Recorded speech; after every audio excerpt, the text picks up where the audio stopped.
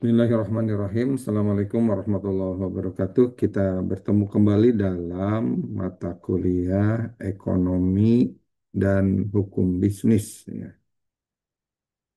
Maaf, etika dan hukum bisnis.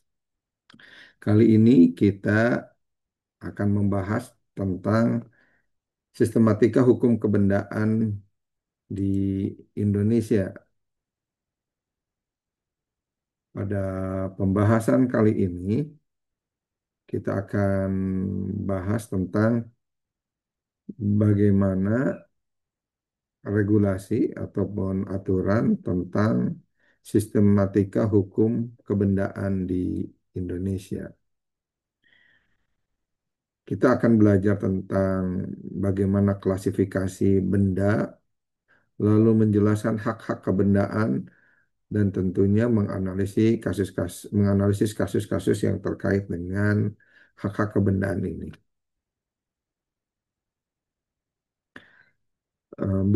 Berbicara tentang hukum kebendaan, ini merupakan bagian dari hukum perdata yang mengatur tentang hubungan hukum antara subjek hukum, dalam hal ini orang atau badan hukum, dengan benda atau objek hukum yang memberikan kekuasaan langsung dan mutlak atas benda tersebut. Berbeda dengan hukum perikatan, ini bersifat relatif antara para pihak saja.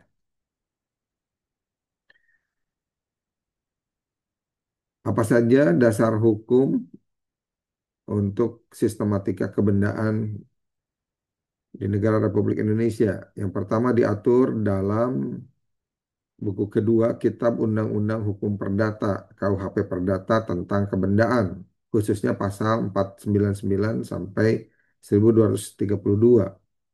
Yang kedua ada beberapa ketentuan khusus yang juga diatur dalam Undang-Undang Nomor 5 Tahun 1960 tentang Peraturan Dasar Pokok-Pokok Agraria atau Undang-Undang Pokok Agraria. Lalu Undang-Undang Nomor 42 Tahun 99 tentang Jaminan Fidusia dan Undang-Undang Nomor 4 Tahun 96 tentang Hak Tanggungan. Apa saja yang menjadi asas-asas hukum kebendaan di Indonesia? Yang pertama, asas publisitas, yaitu hak atas kebendaan harus diketahui secara umum. Misalnya pendaftaran tanah, jaminan atau fidusia. Yang kedua, asas spesialistik, ya. Ini hak hanya berlaku atas benda tertentu yang tentunya sangat jelas. Yang ketiga, asas totalitate, ya.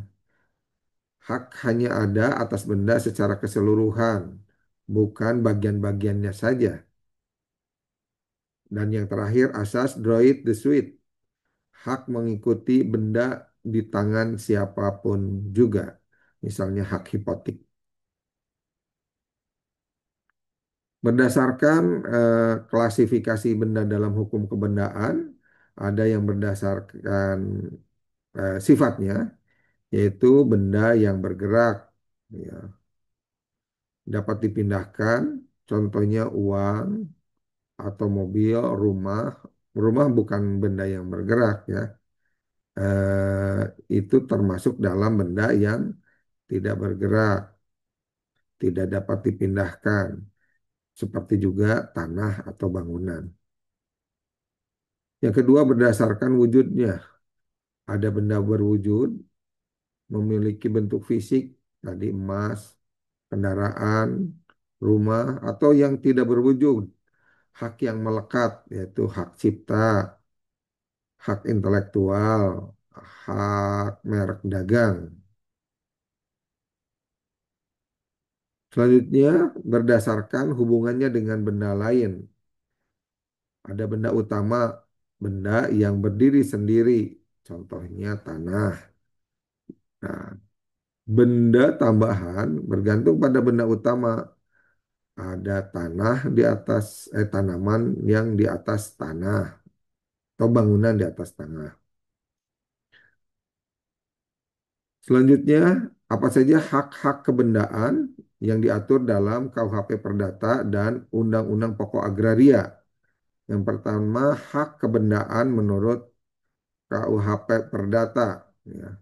Pertama, hak milik, ya, yaitu hak terkuat dan penuh atas benda sesuai dengan pasal 570 KUHP Perdata. Yang kedua, hak bezit, ya, penguasaan fisik atas benda-benda yang dikuasai oleh pihak tertentu, pasal 529 KUHP Perdata. Yang ketiga, hak erfak. Hak erfak ini merupakan hak pakai atas tanah milik orang lain, misalkan untuk pertanian, pasal 720 KUHP Perdata.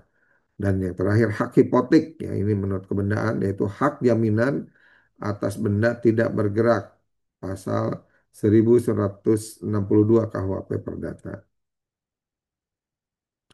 Hak kebendaan lainnya adalah hak kebendaan menurut Undang-Undang Pokok Agraria atau Hukum Nasional. Hak milik pada pasal 20 UU PA disebutkan hak terkuat atas tanah dengan jangka waktu tidak terbatas. Hak guna usaha atau HGU ini biasanya untuk pertanian, perkebunan diatur dalam pasal 28 UU PA.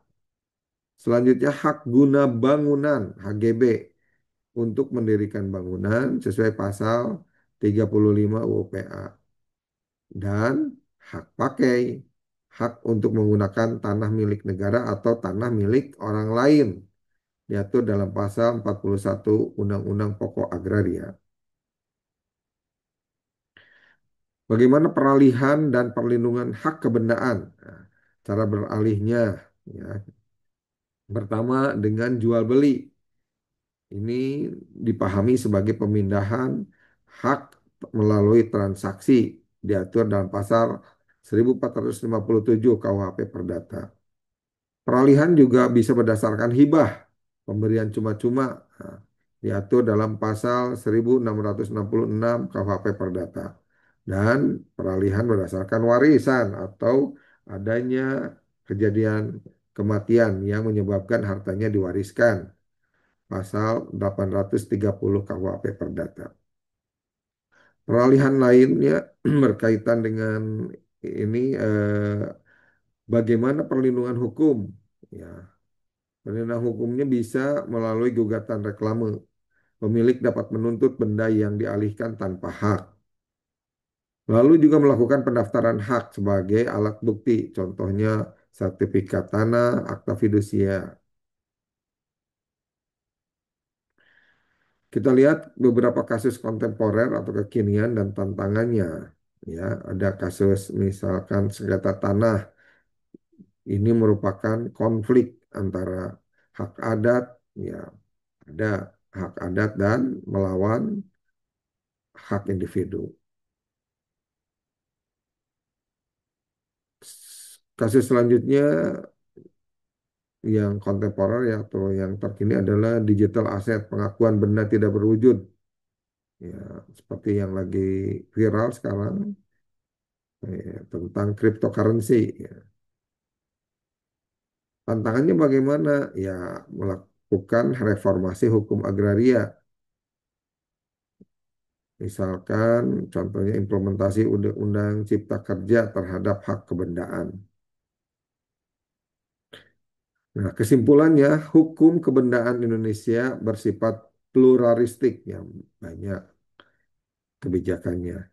Ini biasanya diatur dalam KUHP Perdata dan Undang-Undang Pokok Agraria.